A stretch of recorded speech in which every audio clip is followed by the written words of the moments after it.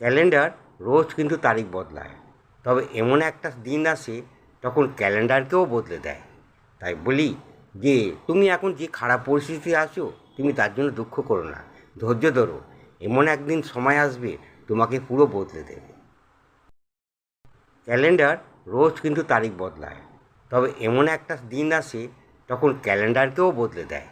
তাই বলি যে তুমি এখন যে খারাপ পরিস্থিতি আছো তুমি তার জন্য দুঃখ করো না, ধৈর্য ধরো। এমন একদিন সময় আসবে তোমাকে পুরো বদলে দেবে। সে আমার কাছ থেকে ভালোবাসা চাইলো, পেল। তারপর প্রয়োজনে সে সঙ্গ চাইলো, পেল। তারপর আমার কাছ থেকে সাহায্য চাইলো, পেল। কিন্তু সে আজীবন আমাকে পাশে চাইলো না। সে আমার কাছ থেকে ভালোবাসা চাইলো, পেল। তারপর প্রয়োজনে সে সঙ্গ চাইলো, পেল। তারপর আমার কাছ থেকে সাহায্য চাইলো, পেল। কিন্তু সে আজীবন আমাকে পাশে চাইলো না। তোমার বন্ধু হচ্ছে সে যে তোমার সমস্ত খারাপ দিক সে সব জানে, অথচ সে তোমাকে খুব পছন্দ করে। তোমার বন্ধু হচ্ছে সে যে তোমার সমস্ত খারাপ দিক সে সব জানে, অথচ সে তোমাকে খুব পছন্দ করে। অতিরিক্ত রাগ করা একদম ভালো নয়।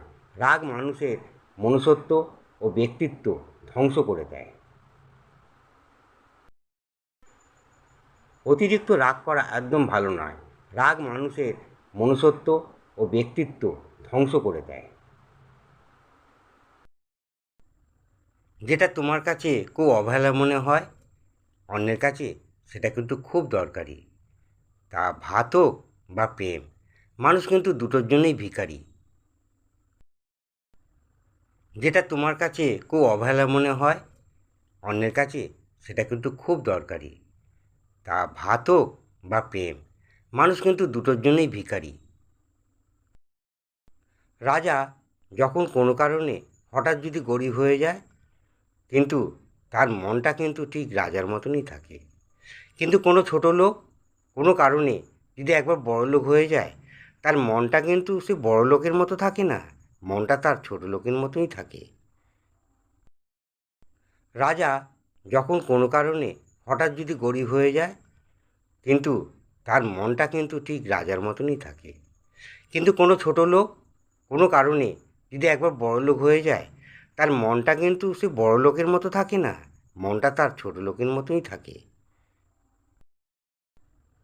যেটা তোমার কাছে খুব অবহেলা মনে হয় অন্যের কাছে, সেটা কিন্তু খুব দরকারি।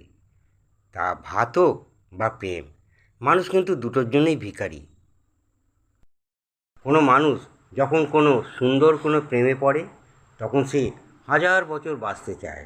তারপর হঠাৎ কোনো কারণে তার সেই প্রেম, তার সেই স্বপ্ন থেকে সে যখন ব্যর্থতা পায়, তখন সে মৃত্যু কামনা করে, সঙ্গে সঙ্গে মৃত্যু কামনা করে। কিন্তু মৃত্যু কি অত সস্তা?